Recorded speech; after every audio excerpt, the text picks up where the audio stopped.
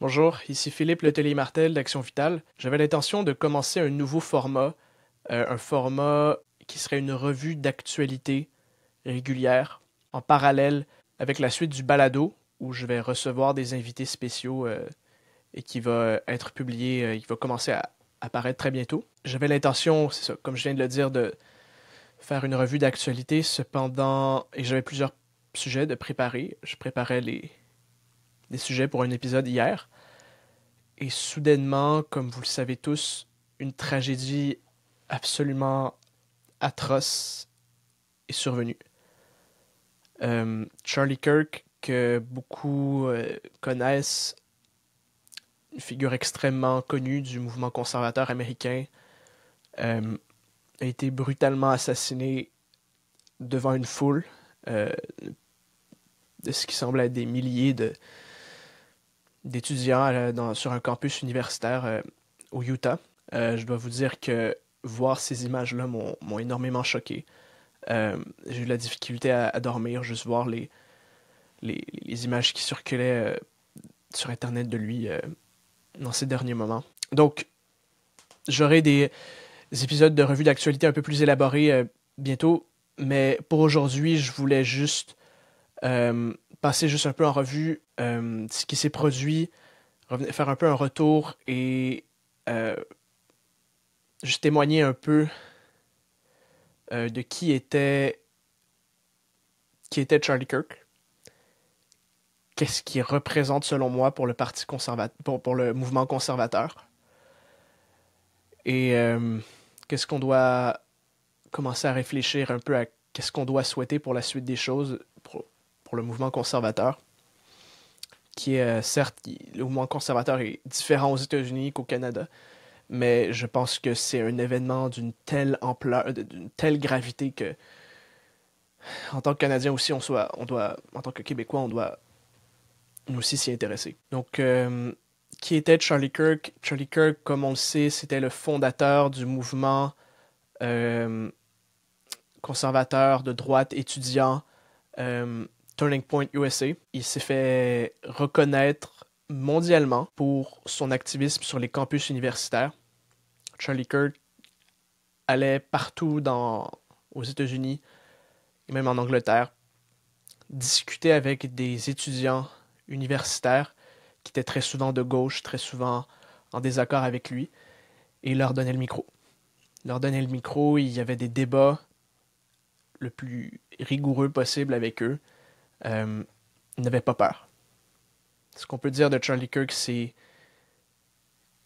il n'avait pas peur. Il n'avait pas peur de se jeter dans la gueule du loup, d'aller dans des environnements extrêmement hostiles. Il avait le courage de, même s'il savait que, même dans des environnements où il savait qu'il allait avoir énormément de résistance, même s'il savait que son opinion allait être impopulaire, il la disait. Il la disait pas d'une façon juste dire quelque chose d'impopulaire pour avoir de l'attention. Je pense que son intention la plus profonde, c'était vraiment de communiquer le message conservateur, la vision du monde chrétienne, basée sur la morale de la Bible, sur la morale chrétienne, sur des valeurs auxquelles il croyait sincèrement. Et il voulait transmettre ce message et sa foi aux jeunes. Et pour ça, je lui suis profondément reconnaissant. Je suis profondément admiratif de ce qu'il a fait. Et sa capacité à communiquer avec les jeunes, c'est quelque chose qui est inspirant. Sa capacité à débattre avec n'importe qui, même ceux avec qui il n'est pas d'accord, même si je n'étais pas d'accord avec tout. Juste sa qualité de communicateur, son pur talent, le pur talent de communication qu'il avait. Je suis admiratif devant ça. Et je suis reconnaissant pour ça. Et je pense que on doit prendre note de ça. Et je pense qu'il faut continuer à faire qu'est-ce que Charlie Kirk a fait. Il faut continuer à parler en public. Il ne faut pas avoir peur. Il ne faut pas se laisser réduire au silence. Même si il y a des gens des tarés, là, des gens complètement fous qui pensent qu'on mérite de mourir parce qu'on est croyant et qu'on est de droite. Je pense qu'il ne faut pas oublier non plus que Charlie Kirk, c'est pas seulement un commentateur, c'est pas seulement une personnalité publique, c'était aussi un époux et un père de famille. Il faut prier pour le repos de son âme, évidemment. Il faut prier pour sa famille, sa femme, ses 2 enfants, ses 2 jeunes enfants. Personne ne devrait mourir à 31 ans. Surtout pas pour avoir défendu un message qui, selon moi, était majoritairement positif et bénéfique pour la société. Je pense que Charlie Kirk a été un net... son impact, son incidence, sa contribution pour la société a été nettement positive. Peu importe les points, les critiques que certaines personnes, à tort ou à raison, vont avancer de son message, je pense qu'il était somme toute net positif, un positif net pour la société, pour la jeunesse surtout. Il était une lueur d'espoir. Il est un modèle pour aller vers l'avant. Et bon, je veux pas tomber dans la polémique, mais je suis complètement sidéré de certaines des réactions qu'on a vues par rapport à sa mort. Complètement sidéré. Des gens, je veux pas nommer de nom tout de suite, mais peut-être que ça viendra un autre moment, mais des gens qui, pendant qu'il était en train de mourir, ici au Québec, faisaient des blagues à la radio sur lui qui s'était fait tirer.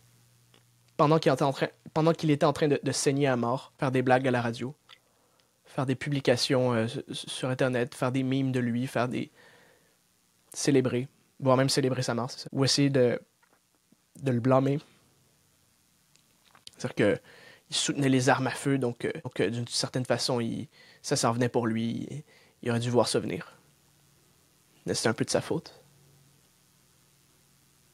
C'est ignoble. C'est juste ignoble. Il faut prier pour les gens qui pensent comme ça. Faut pas être naïf. Faut pas être naïf du tout.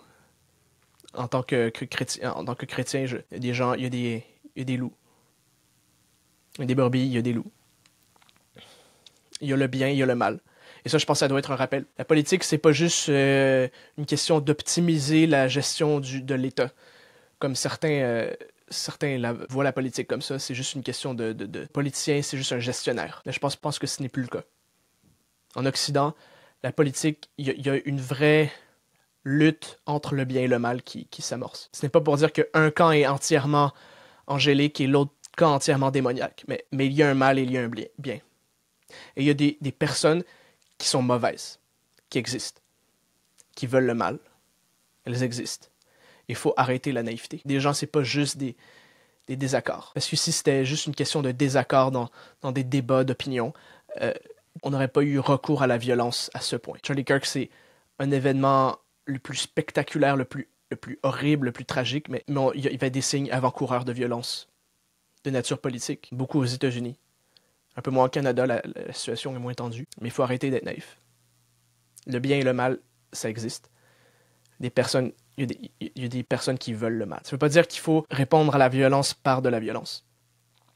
Je pense qu'il faut prier pour la conversion de ces gens-là. Les gens qui se réjouissent de la mort de Charlie Kirk. Il faut prier pour ces gens-là. Il faut les aimer. Comme le Christ a dit d'aimer ses ennemis. De prier pour ceux qui nous persécutent. Mais il faut pas être naïf. Il faut se rendre compte que, oui, on souhaite leur conversion, mais tant qu'ils ne sont pas convertis, tant que cette idéologie, toute l'idéologie qui a permis à cet acte de violence de survenir, tant que cette idéologie-là est encore endossée par un grand nombre de personnes, il faut se battre. Je ne parle pas de se battre physiquement et violemment, de façon illégitime, mais il faut surtout se battre comme Charlie Kirk s'est battu, avec la force de nos arguments, avec le dialogue civil, en montrant la vérité et en laissant la vérité briller. Il faut rester ferme. Il faut continuer la mission, parce qu'il y a une mission. Donc, je serai de retour très bientôt. Dans les prochains jours, des entrevues s'en viennent. Des revues d'actualité s'en viennent. D'ici là, prions pour le repos de l'âme de Charlie Kirk. Prions pour l'avenir de sa famille, de sa femme, de ses enfants. Prions pour la jeunesse. Prions pour l'Occident. Amen.